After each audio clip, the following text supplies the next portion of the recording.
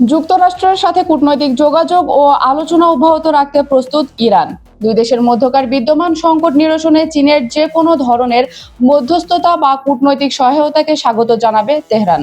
শুক্রবার ভারতের রাজধানী নয়াদিল্লিতে সাংবাদিকদের সাথে আলাপকালে এই মন্তব্য করেছেন ইরানের পররাষ্ট্রমন্ত্রী আব্বাস আরাগচি।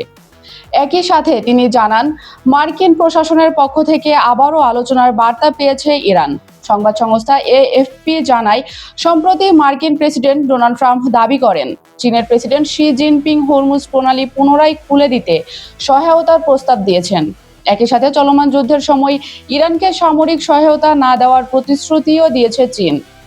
মার্কিন প্রেসিডেন্টের এমন দাবির প্রেক্ষিতে ইরানের পররাষ্ট্রমন্ত্রী জানান, বেইজিংয়ের সাথে তেহরানের অত্যন্ত ঘনিষ্ঠ ও কৌশলগত সম্পর্ক রয়েছে। ফলে সংকট সমাধানে চীন যদি কোনো কূটনৈতিক প্রক্রিয়ায় সহায়তা করতে চায়, তবে ইসলামী প্রজাতন্ত্র ইরান তাকে সাধুবাদ জানাবে। এদিকে বৈশ্বিক ও সংকট নিয়ে মুখ খুলেছেন চীন।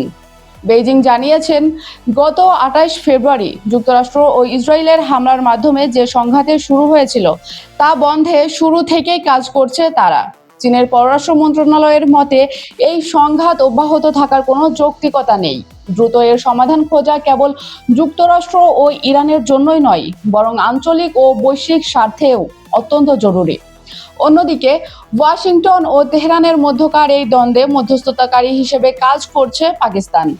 তবে দুই দেশের মধ্যকার প্রথম দফা আলোচনা কোনো চুক্তিতে পৌঁছাতে পারেনি বলে জানিয়েছেন আব্বাস আরাগচি। ইরানের পররাষ্ট্রমন্ত্রী অবশ্য স্পষ্ট করেছেন যে পাকিস্তান ও চীনের এই মধ্যস্থতার প্রক্রিয়া পুরোপুরি ব্যর্থ হয়নি। তবে ওয়াশিংটনের আচরণ এবং দুই পক্ষের মধ্যে বছরের পর বছর ধরে জমে থাকা গভীর অবিশ্বাসের কারণে বর্তমানে আলোচনা একটি কঠিন ও জটিল প্রক্রিয়ার মধ্য দিয়ে যাচ্ছে।